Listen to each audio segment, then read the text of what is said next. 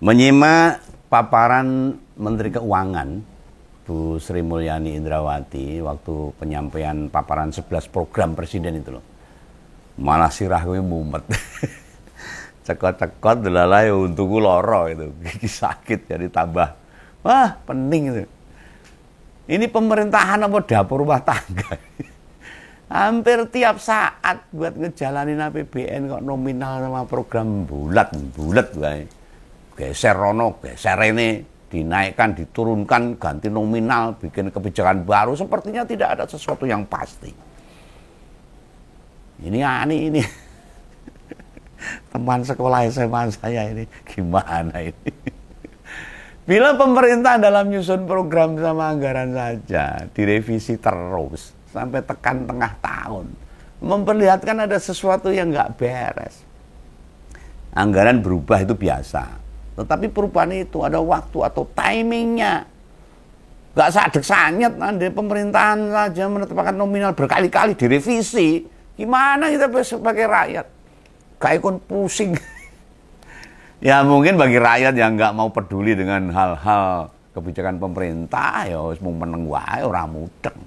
Yang penting bendino somangan. Tapi bagi kawan yang mengamati perjalanan politik bangsa ini, termasuk hal ekonomi, mumpet. Bayangkan saja di bulan ke-6 tahun anggaran, atau masuk bulan ke-8 ini, pemerintahan kita ini. Kita baru tahu loh, bila Prabowo, Gibran punya 11 program prioritas.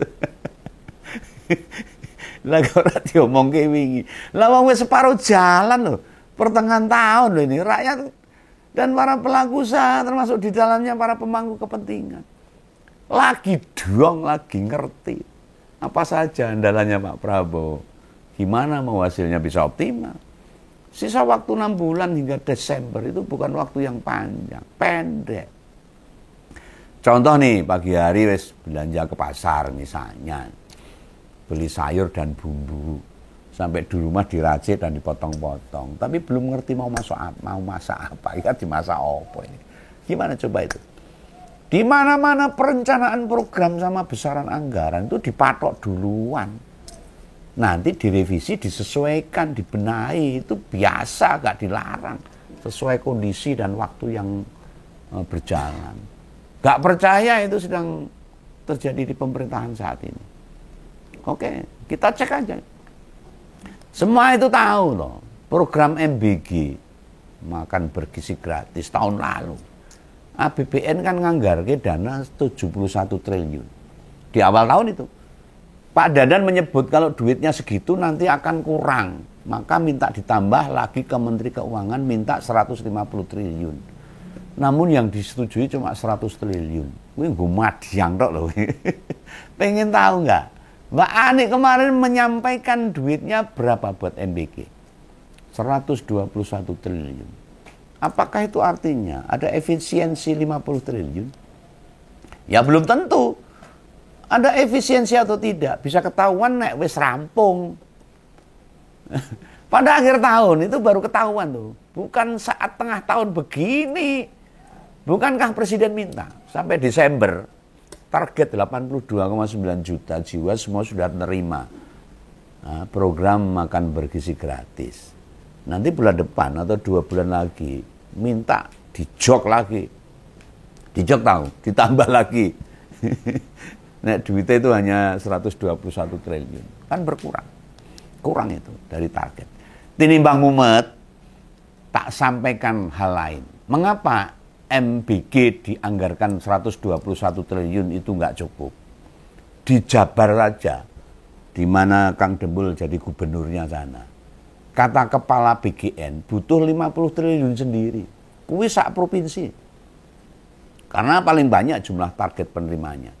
Apa iya sisanya yang 71 triliun bisa mencukupi 33 provinsi se-Indonesia? Kan jadi jomplang banget ini. Itu dari makan bergizi gratis, krak. Lah wes sulit dimengerti sama kita tuh. Terus pas dulu muncul rencana MBG, bukannya nominal yang mau disediakan pemerintah tembus 450 triliun. Kenapa hanya 121 triliun saja?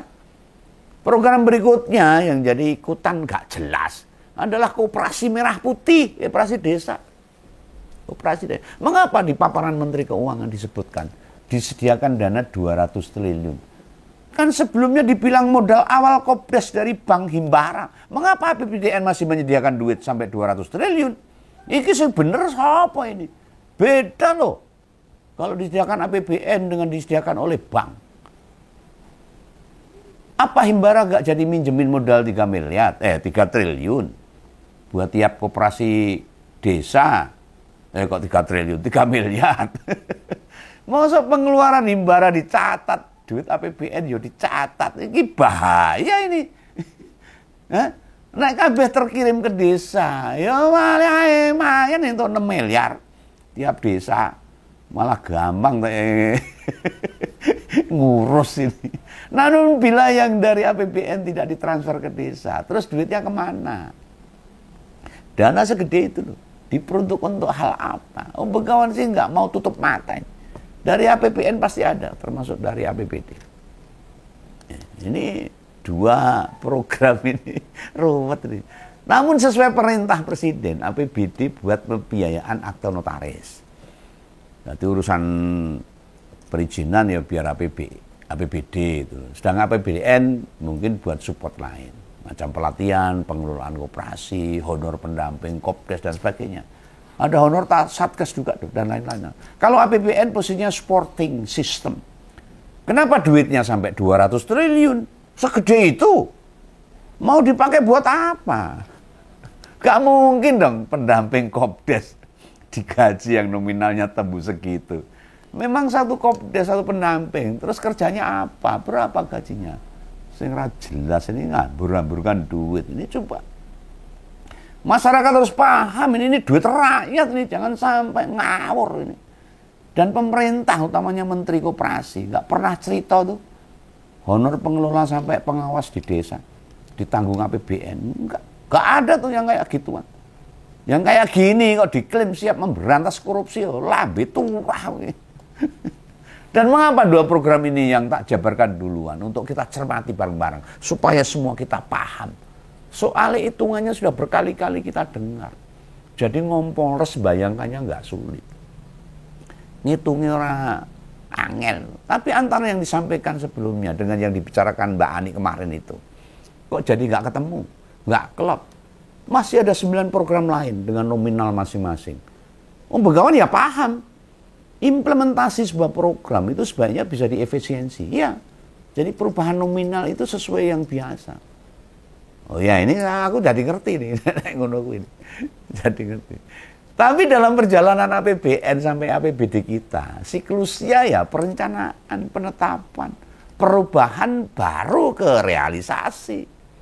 Loh, perencanaan APBN jelas waktunya. Disampaikan sama Presiden pada sidang paripurna DPR pada Agustus tahun sebelumnya. Di situ juga kita semua dapat informasi. Apa saja yang jadi perhatian pemerintah. Duitnya berapa gitu. Kemudian penetapan APBN dan APBD. Biasanya November sama Desember. Bulan kemarin sama bulan ini jatahnya revisi. Lah terus untuk realisasi hingga Desember nanti. Nah, pembahasan revisi APBN yang biasanya dijalankan Mei hingga Juni itu dilakukan di rapat paripurna kabinet dan dijalankan mempertimbangkan situasi ekonomi makro serta mikro. Neng apa yang terjadi kemarin itu? Presiden hanya mengundang beberapa menteri saja. Tidakkah yang berjalan berarti tidak sesuai dengan siklus penganggaran yang normal?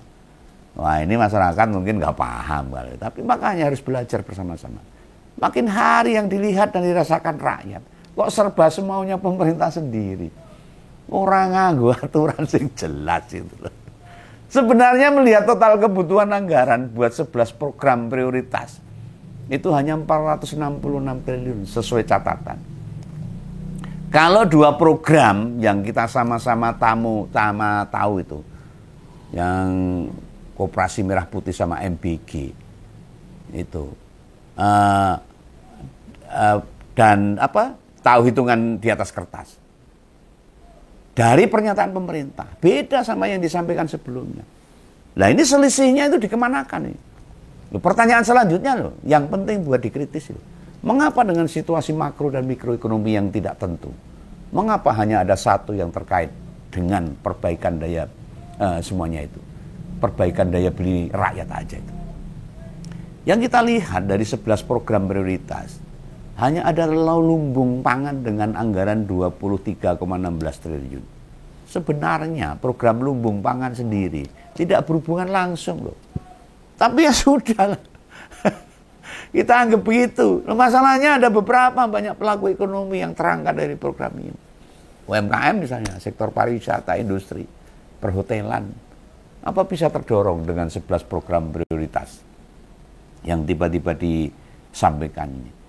Wis penegakan hukumnya orang genah. Ekonomi gak ada stimulasinya. Stimulusnya gak ada. Kebijakan private buat pengamankan duit negara ya ora ono. Efisiensi tetap gak berubah. Lu terus rakyatnya itu apa? Kalau semua sudah diorak-arik di atas, hukum orang genah, stimulusnya renek. Kebijakan preventif buat mengamankan yora jelas, efisiensi terus berjalan. Lah rakyat itu apa? Kita hanya disuruh nyawang, nonton. Padahal itu uang kita, uang rakyat yang harus kembali ke kita. Melihat betapa tata kelola pemerintahan dianggap kayak perusahaan pribadi aja, tanpa ada perhatian, utamanya di sektor ekonomi. Tak jamin yang rugi, ya pemerintah sendiri. Swasembada beras yang kemarin diluncurkan, yang terus-terusan dikabarkan mencapai hasil yang membanggakan. Terus pertanyaannya, petani untungnya di mana? Ada petani yang sugih karena swasembada beras tercapai? Enggak ada tuh. Petani pancet wae. Ada gitu setelah berhasil swasembada beras, tiba-tiba ada petani mendadak kaya raya? Enggak juga. Malah Pak Amran Sulaiman sebagai Menteri Pertanian sedang mencium gelagat. Yang nggak bener. Ada yang mau main-main sama stok beras kita. Dan disinyalir itu ada mafia beras. Dan pernah ditegur oleh Wapres, tetapi tetap dilawan. Oke ya, rakyat terus paham tentang situasi ekonomi saat ini. Uang kita semakin sedikit, daya beli kita semakin kecil. Perputaran ekonomi kita semakin sulit. Oke lah, ayo kita bersama-sama selamatkan negara ini dari keterpurukan politik dan ekonomi. Salam ngobrol, salam begawan. Jangan lupa subscribe. Dadah.